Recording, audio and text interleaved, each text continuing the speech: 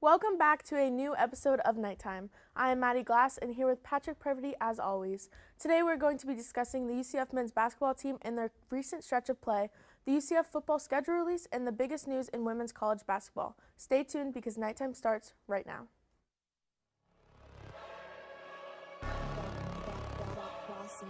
Things gon' change when I really hit the field.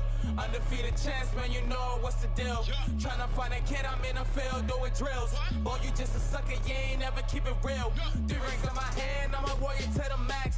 When I hang it up, they gon' have to give me plaques. Step up in the building and I only bring the facts. When I make a highlight, they gon' replay, run it back, okay? Always locked in, I don't got time to lax. Saying he the best, he could take a lap. Batted 1,000 when you check the stats. Boy, is you ready? You ain't gotta ask. Today we're tipping it off with UCF men's college basketball. The Knights are 13-10, 4-7 in the Big 12, and they just had a big win over number 23 Oklahoma. But they've been through a recent stretch of games where they lost to Texas Tech and BYU. Joining us today for the first time ever is Matthew and Kamani. Guys, welcome into the show. Biggest kind of storylines and takeaways you think from this recent stretch of games for UCF men's college basketball? Yeah, so I think it's been a pretty solid stretch of games. We start with the Oklahoma game, right? The thing that sticks out to me here is the defense. So they beat them UCF 74, Oklahoma 63. In that game, UCF played dominant defense. They recorded like 9 blocks, 11 steals. That's this identity for this team, and I think they really have to continue to hone in there if they want to rattle off a couple more wins. Sure. They shot 28 from 32 from the free throw line, which that Baylor game, they only made 1. So that is a crazy improvement. Dawkins had them working. But, I noticed that in that Baylor game, they were shooting like crazy from 3. This game, they only made 6. To me, it kind of feels like whenever we improved in an area, from a game, we tend to regress in another area. So sure. I think we need a little more consistency, but it was a pretty good game, Oklahoma. No, I definitely anytime we come out with a win, yeah. You know what I'm saying? We in the Big 12, yeah. In the Big 12 at the end of the day, like you can't complain about it. Of course, we're gonna want to critique things and stuff like that, but I mean, having our free throw percentage be kind of iffy, throughout the season. Yeah. Seeing it actually be pretty good. Yeah, 88%. You know what I'm saying? It's crazy. I think the Oklahoma game really showcased our defense. They forced 15 turnovers, held them to just 37% field goal. And according to Kim Pom, UCF has the number 11 ranked defense. We won't talk about the offense, but the defense has been strong, and it's definitely keeping the Knights in these games. Yeah, for sure. And back to our last game against BYU, second time we played them. We got about a month in between. However, the last game, it went down to the wire, and so did this one. The first thing I got to bring up, 50 free throws almost taken by BYU. Winning by 2. In my book, it's not really a win, but, they don't pay me to make those calls.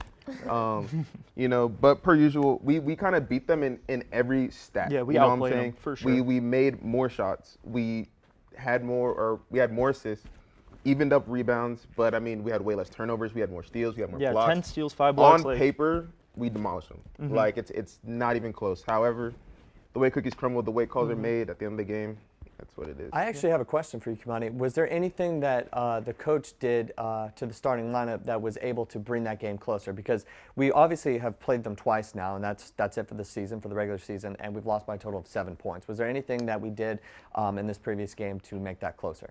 Death rays on the earth. I'm taking Mikowski, bro. I mean, honestly, they throw him into the starting lineup, you know what I'm saying? It causes us to spread the floor. Most teams have been playing us kind of in the paint because we don't really pose a serious three-point threat in the first half. Everybody knows our last 4 minutes of every game is going to tear everybody in our conference up. Yeah. But Mikowski being put into that starting lineup, getting a starter early, he's getting rebounds, he's getting steals. I think he contributed to like our second point from a steal, which led to a fast break bucket. Yeah, bro, I like that guy a lot. At the end of the game, he hit some last ones and it was good. And that's what we need, because he's been a bench player pretty much for the most part this season. I think we really need some points off the bench, and hopefully moving forward he can continue to provide that for us. For sure. Yeah, we really don't have a third scoring option. But one of the best players through this entire stretch, obviously Jalen Sellers, he had 13 of 14 from the free throw line against Oklahoma. But Darius Johnson has been one of the best players. Matthew, I know that you wanted to spotlight him a little bit. Darius is that guy. He is him. His last 4 games, 23 points, 14 points, 14 points, 20 points. You know, he is a bucket. He's averaging on the season 13 and a half points, 3 rebounds, 4 assists, and 2 steals a game. And he's pretty solid from 3. I saw him in that Baylor game. I'm pretty sure he shot like 5 for 7. You know, he can get you buckets. For sure. You know, I think he's a little turnover prone. In that Baylor game, I saw him make some sloppy passes. He had like these full court bombs that just sailed out of bounds. So I think he can clean that up a little bit, but you can't complain. Yeah, I mean, he's the number 2 on this team for sure behind Sellers. You know, being a guy of short stature, I gotta love a short guy that can get it done. Yeah, short kings. What I'm saying? Yeah. Short kings always for the win. Yeah, at the end of the game, he's hitting late game corner threes. You know, he has muscle on him. He's shrugging guys to the side. Yeah. You know what I'm saying? The Baylor guys, they're a little scrawny, and he definitely establishes dominance against them for sure. He's definitely not afraid to drive into the paint and pass it out. Sure. No dunks needed. Yeah. Real quick, guys, before we move on to future in the season, if you could point to like one thing that is the reason for these back-to-back losses, what would you say it is? It's simple. Playing with my history in playing basketball, at the end of the day, like if we convert on our free throws, we win. We went 80% against Oklahoma. We won. You know what I'm saying? This game, we didn't do that well. We shot like 55% from the free throw line. You know what I'm saying? Granted, BYU did have 50. We still had the opportunity to take about 25. You know, we missed a lot of them. Yeah. You know what I'm saying? And I think it's, basketball, it's not a game where you can win in just one specific part of the game. You got to play consistent throughout the entire game. UCF, they kind of don't put the foot on the pedal the whole way through in the first half, but the second half, they go lights out. You know, if they play like they do in the second half throughout the game, I don't see who, we can't beat. For sure. We could definitely clean up with the rest of the season. You know, we are 4-7 in our conference, but we could easily max it. Yeah. Just if we convert on our free throws, and then we just come out with a little more heat in the beginning of the game. And the record, I don't think it tells a whole story. Our first year in the Big 12, and we're not like dead last in the bottom. No, this is a great season. People can't say we're getting blown out because we're losing by 5, we're losing by 6, we're losing by 3. BYU, we lost by 2. Exactly. Not to mention the late game free throws for those other teams. In reality, we're probably losing by like 2. Yeah. You know what I'm saying? Yeah. Yeah, and moving forward into the previewing of the rest of the season, I'm curious as what you guys think is the actual chances that we have at making the tournament. Obviously, we would probably need to go somewhere around 18 and 12, split the Iowa State and Houston games, guys, really, really quick. Do you think that that is all possible, that we could split those games? And then also, what are some of the other big games that we have on the schedule? Because I know we still have Texas Tech, and I believe we still have TCU, West Virginia, Cincy, and Oklahoma State. Out of those games, do we need to go 4-1? Do we need to go 5-0 and lose to both Iowa State and Houston, and we can still make it? What is the outlook, and do you think it's realistic that we make the tournament? I definitely feel like with Cincinnati being our very next game, we're in our house. Yeah. You know what I'm saying? Why not shut it down? Yeah. I don't see why we can't beat them. We fell to them, I believe, a couple months ago, but like I said, it was a close game again. I feel like with the new lineups we're having, with the new way that we're approaching the game, I definitely feel like we could win that. We win those. We win West Virginia. We win Oklahoma State, which I think will definitely be a dub. We could definitely see ourselves getting there. Houston, definitely a big name to beat. Yeah. But basketball's a game of runs. Yeah. You know what I'm saying? Yeah. And we show we can do that. 10 runs against BYU towards the end. We can. If this team gets hot, I think we stay hot. If you ask me, we fill up our stadiums. Yeah. We win. Yeah. KU, nobody thought we were gonna win that. We filled it up. We won. So you guys come on out. For sure. Because we got Jizzle James coming to the house. James. We got Jizzle James. Jizzle James. Famous nighttime character. Shout out Jizzle So James. real quick, give me your percentage of chances of making March Madness. I'm gonna be optimistic. I'm gonna say 42. Okay. 42%. I like that. I like that. You know what I'm Solid. saying? I'll go about 35%. We definitely we got to go 4-1 in those unranked games and win it. Yeah. Yeah, we got to go with the mindset that we can win them all because we can win them all. Yeah. I haven't seen a team that we played that we can't beat. Yeah. So we win them all. Why not? You know what I'm saying? Why not? Everybody loses against Cinderella story. We can Yeah. go there. Yeah. Unfortunately, that's all the time we have for this segment. Thank you so much for joining us, guys. You were great. Moving into my nightlight, it is a UCF softball pitcher who has made an impact through the Knights' first few games of the season. Jack, buddy, why are you here? I don't really understand why I'm here. got called a delusional fan. I just don't understand why I'm delusional if I think Kirk Cousins had the best mustache in the league. Well, Jack, buddy, I don't want to be the one to tell you this, but I don't think anybody looks cool in handlebars. But they're back, man. They're back. They're not. They're not.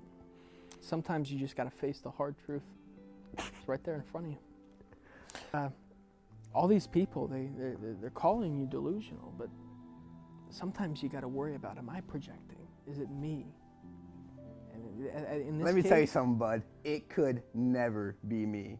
Anything I say is factual and truth, and that's why the Vikings are going 16-1 this year. Organization, you have to look at your roster and say, I've had Kirk O'Thuggins for 6 years. Maybe it's time to move on. There is no moving on from Kirk Thuggins and Justin Jefferson.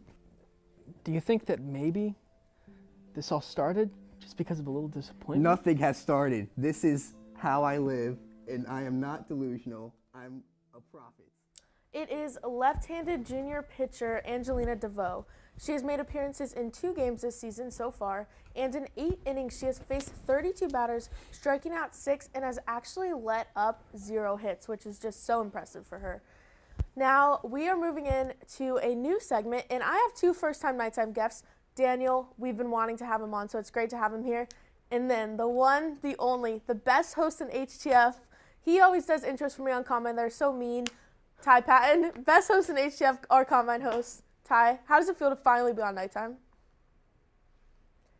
That's the craziest thing I think I've ever heard. I do not give Maddie Glass bad intros on the Combine. He calls me an avid Ty Patton hater. Because she is an avid Ty Patton hater. Off camera, y'all don't know what this girl does to me. It's Okay. But what do you call it? And I'd like to, let me tell you why fact checkers say this is false. I have been on nighttime, but it's been like a year and a half. Was I the host when you were on nighttime? No, you've been hosting Patrick, for 2 take us away. seasons. Oh, well, I don't even think I was in the program. Also, shout out Ty for getting the Best Host in HTF award as co-host. I always say it's Maddie. Dang, like No Maddie's the best comment. host. No okay. comment. Moving in. Thank you, Danny. Also, B. Thank you, Daniel, Danny we've B. been wanting to get him on the show Yes, forever. yes. He's been the absolute best. He helps us a with- lot behind the scenes, giving us stats and information. Yes, the best guy to talk Danny to B's a UCF hidden sports. gem. So I'm glad that y'all are here. Okay, we're gonna move into the UCF football schedule, guys. The first 2 games of the week or of the season are New Hampshire and Sam Houston. Sam Houston used to be an FCS team; they're not anymore, and New Hampshire is an FCS team. Quickly, that should be 2-0, guys. Yeah, very fair. If it's very not, easily. we're in trouble. 2-0. If we lose to University of Sam Houston, we might as well just retire as a college and hang up every jersey we have. Yeah. Like that would be really bad. Yeah, Sam Houston should be an easy win, especially because of last season, their first win was in Week 10 against FCS Kennesaw State.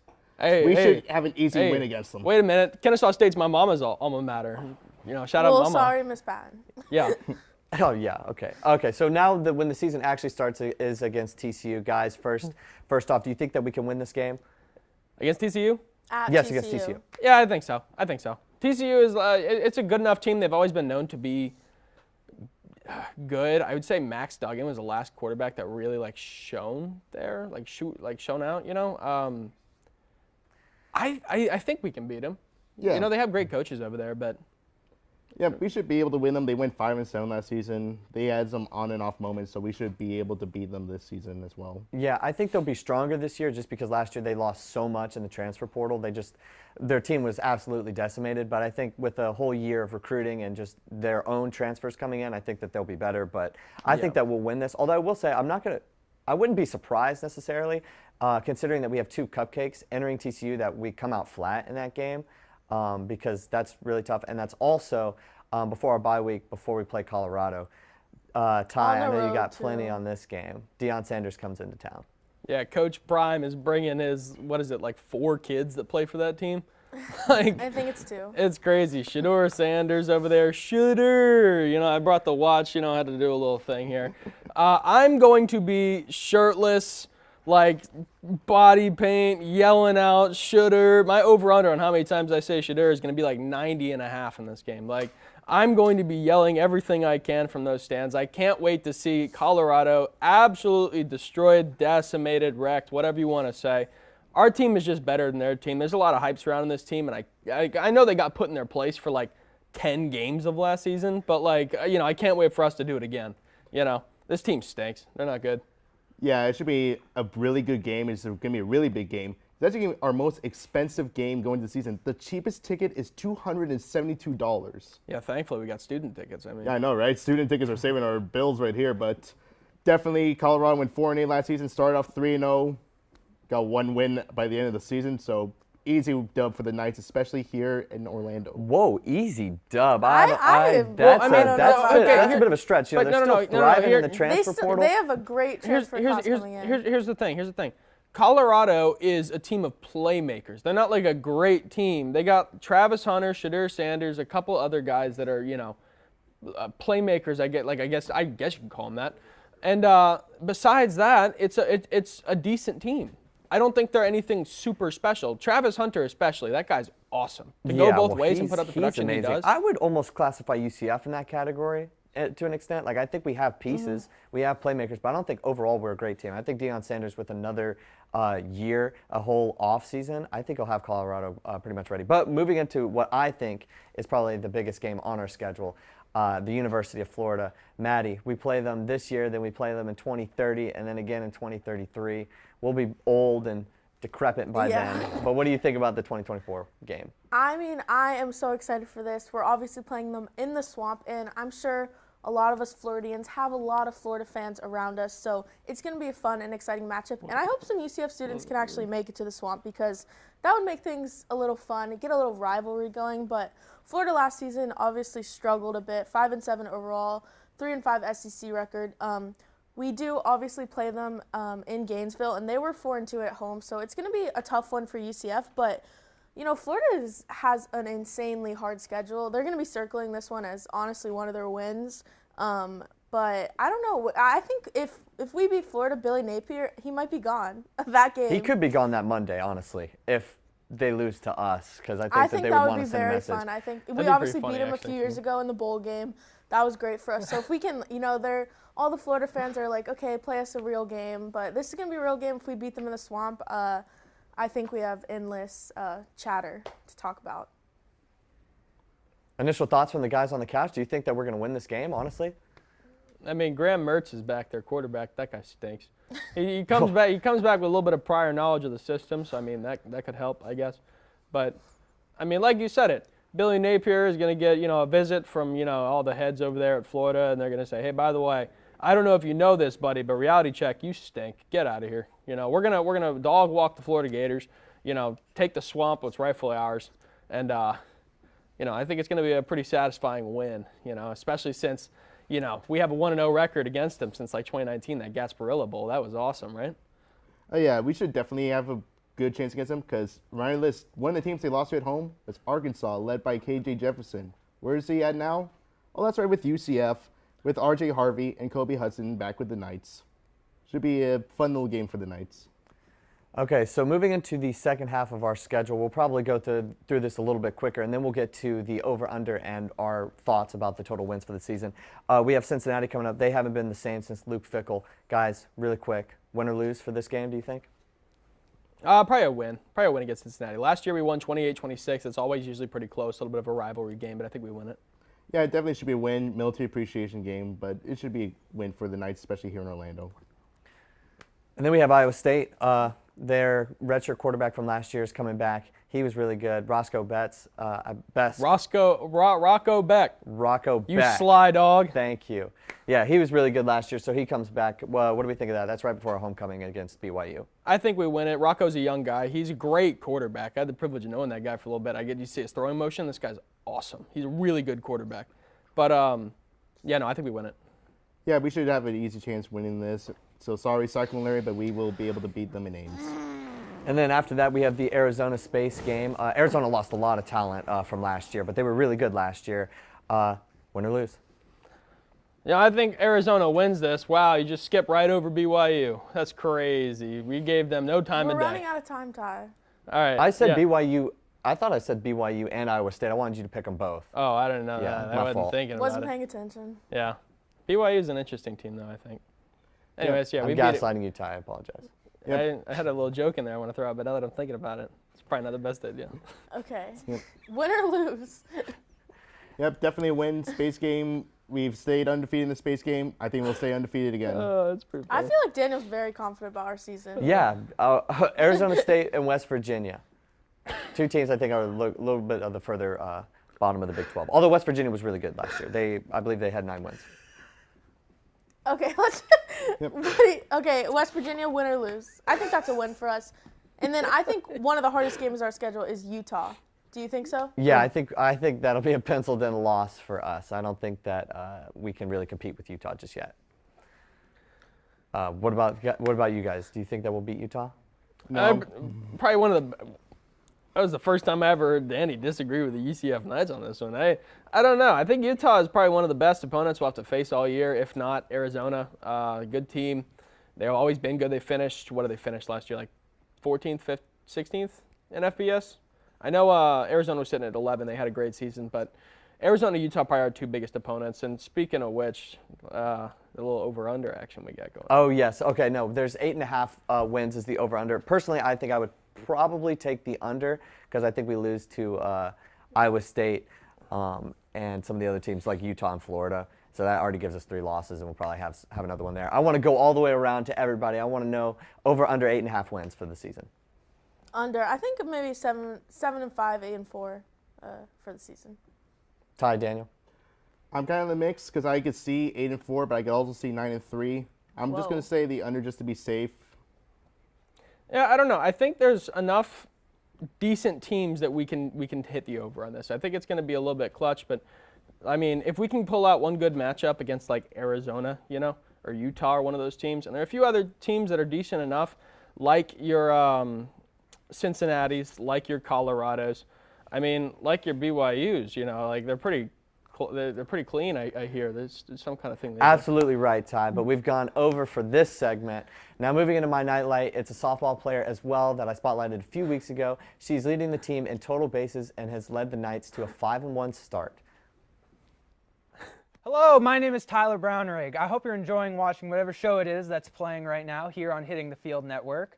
And if you're interested in more of our shows or want to know more about the one you're currently watching, don't worry, I'm here to tell you. Our week starts off on Mondays with HTF Bets, hosted by the Bets Boys, Andrew Montana, Ezra Hines, and Giovanni St. Cyrin. You can catch that show live Mondays at noon for all things betting in sports. I highly recommend it. And then you can follow it off on Tuesday with The Combine, hosted by the illustrious Ty Patton. If you're in for a more laid-back, kind of podcast-style show, a lot more casual, that is definitely the show for you. Maybe you'll catch some Ty Squared action with me on there. Wednesdays, every week, you'll be able to catch the vlog, learn about what's going on behind the scenes here in the studio at Hitting the Field, get to know more about us, especially the people behind the camera, who they are, and what we do to make these shows every week. And on Thursdays, live at noon, you can watch the main show with me as your host every Thursday, where we'll be covering all of the major storylines for any sport, be it football, basketball, hockey, soccer, you name it, we'll be talking about it on the main show.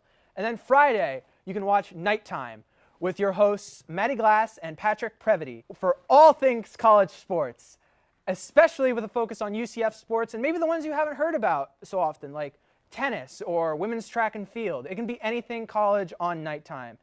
And if you're interested in joining Hitting the Field and you're a UCF student, DM us on any of our social medias at Hitting the Field, and also give us a follow on all those and subscribe to this channel if you want to catch more of our content. But enjoy the rest of your show. As always, I'm Tyler Brownrigg, and I'll be seeing you on main show.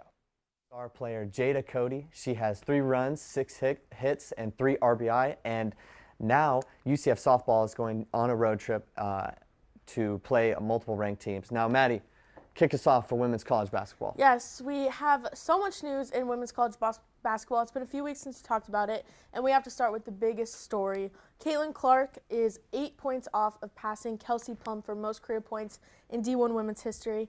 She has played 125 games, has scored 3,520 career points, and plays actually tonight. So this episode will air tomorrow, but she plays tonight, and I think most of us are going to predict that she beats this record. She's actually only scored in single digits once in her career. So honestly, it's amazing to see. She's going to surpass Plum's record and stand alone at first. And it's great that we have this in college basketball right now. I think Caitlin Clark is the biggest star in men's and women's college basketball. Patrick, I don't know about you. How does it feel to be able to see history tonight, possibly? Yeah, I think Caitlin Clark is just absolutely elite. She's one of the best players in the nation, if not the best player in the nation. And I truly believe that when she goes to the WNBA after this season, she's going to be one of the best players already in that league. And I think she's box office. She's one of the top players in all of college athletics. And I'd imagine that her NIL deals are pretty much amazing. I think it's great, and she will break this record by the time the show airs. Knock on wood, barring injury. And I think that is just one of the best things for college basketball. Andrew and Jan, welcome in. How do you feel about Caitlin Clark? Do you think she breaks this record tonight? Yeah, I think she breaks the record in the first quarter, like, pretty easily, I'd say. They have to, like, stop, like, have, like, a quick little intermission and, like, celebrate her breaking Kelsey Plum's record. She's averaging 32 points per game and 8 assists, which leads the nation in both those categories.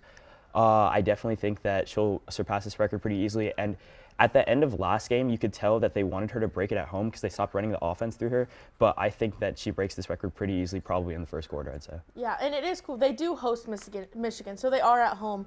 I'm excited to see it. And Jan, do you have any thoughts on Caitlin Clark? Well, currently she's standing at 3,520 points total. So clearly she has been dominating, as he said, 32 points a game. She has just been running it. Even in her last game in the upset, she was still had 31 before the end of the first half. So she honestly has been killing it every single night. I really do think she'll break it soon. Yeah, I agree. And speaking of Iowa, Nebraska actually did upset Iowa. Andrew, do you have any takeaways from this game? Do you think it was a one-time thing, or do you think Iowa maybe isn't as strong as they may be? No, I watched this game, and I think that Iowa's just as strong as they're projected out to be. What happened in the fourth quarter is that they went in with a 14-point lead, and then they stopped running the offense through Caitlin Clark. She didn't have a single point in the fourth quarter, which is completely uncharacteristic despite jacking up like maybe 4 or 5 threes. And the offense stopped running through her, which really helped them get back in the game, blowing a 14-point lead. And then she had a three-pointer that could have sent it to overtime at the end of the game, which she didn't hit, but she was completely out of her rhythm because they just stopped running the offense through her. When they do run the offense through her, she has the most assists and most points per game in the country. So given those facts, I think that it's just a one-off and that it won't happen again tonight. And now I kind of want to talk about a storyline that's kind of been taking over. So South Carolina, still undefeated, is obviously the clearly best team in the country. But the question is, who has been the second best? According to The Athletic, the team in the number 2 slot has actually been beaten 5 times in the last month. So every time a new team is in that number 2 spot, it's a little curse. They lose. So we're going to talk about who we think is the second best team in the country. Patrick, do you want to start with who's the number 2 team in your eyes? Yeah, so I went with some team that was kind of unconventional. I went with the Texas Longhorns. They are actually sitting 4th in the Big 12 right now. That conference, just as we've talked about a little bit with UCF basketball, is still elite, especially in the women's game. And I think that Texas is worthy of being the second best team. Now, they won't crawl all the way up to that second spot because right now they're 5th, and there's a couple teams that they've lost to right around that area that they have since avenged. Speaking of, their 3 losses are against Baylor, Oklahoma, and Kansas State, all of which are ranked. And that's in the Big 12, which is extremely elite. And they've avenged their loss against Kansas State and Baylor. And as I mentioned, as Maddie mentioned, they were number 2 when they lost. And they have wins over UConn and West Virginia. All of their wins except for 3 are by double digits, and all of their losses, which are only 3, are by single digits. I think that this team is really good, well-rounded. They're just 4th in the Big 12, so they're not going to get to the 2nd seed right now, but they're number 5th in the country. Now, I know, Maddie, I think that you have another team, right? Yes, I actually went with Stanford, and despite Juju Watkins dropping 51 on them, which we'll get to that, Stanford is 22-3. They average 79.6 points per game and hold opponents in all their games to just 35% from the field. So their defense really has it going, and they shoot 46% themselves. They're strong on the boards. They actually average 14.1 offensive rebounds. And a player I kind of want to point out is Cameron Brink. She is another player that is going to the WNBA, is probably going to be good right away in the WNBA. One of the best players in women's college basketball. She actually averages a double-double with 18 points and 11 rebounds and 3.1 blocks per game. So just dominant defensively and super efficient offensively, shooting 91.7% from the free throw line as like big in college basketball. So very impressive from her. And I think Stanford has a chance to be the second best team in the country. Andrew, I want to get back to you. Who is your second best team in the country? I'm just going to keep on going on the hype train today. I think the Iowa Hawkeyes are the second best team in the country. I think that they could give South Carolina a run for their money, to be honest. Their offense is just so dominant, despite like some defensive shortcomings. They're averaging 92.1 points per game, which is the best in the country, off of like a very efficient 50% from the field. So in general, I think that they're like the best team in the country and definitely the best offensive team, which keeps them in any game that they need to be.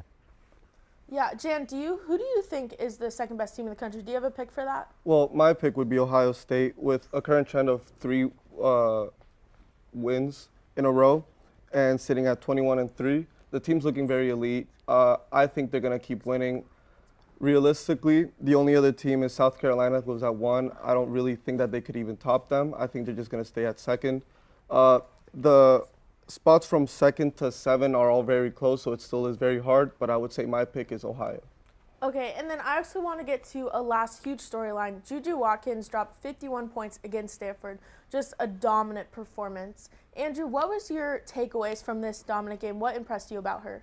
I think it's like especially impressive given the context of this game. Ohio State just lost 3 of their last 4 games going into this, and the fact that Juju Watkins was able to drop 51 in a game that was a close scoring game. It wasn't like a blowout where they were just trying to run up the score and have her drop a bunch of points. It was a close game where every single basket mattered, and in the second half she kept on getting double teamed. Like, it was actually insane what she was doing to get loose, get to the free throw line, or like make a hard basket. So I think the fact that she dropped 51 given those circumstances and given the fact that the defense was so locked in on her was absolutely insane. And also given the context, they needed this game against Stanford, the number 3 team in the nation, a very good defense, and Juju Watkins just decided to drop 51 on them.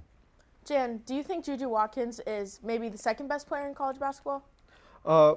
As of right now, even though it is her freshman year, she has been hooping 51 points. If you saw the game, she had a couple assists, played great defense, a couple of steals as well.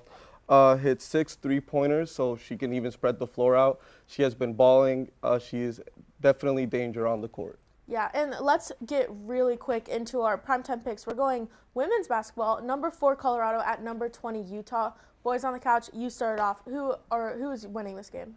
I'm taking Colorado to win this game. I think that they'll just be like too strong of a team, and I think that Colorado takes it. Patrick? Yeah, I skipped Jan. Okay, we can go with Jan.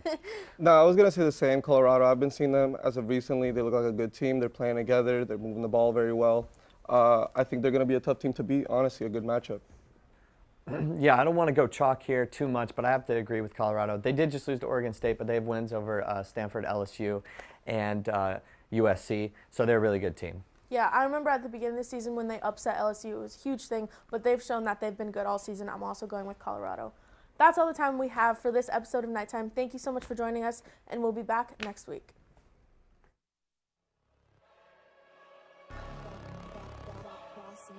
Things gon' change when I really hit the field.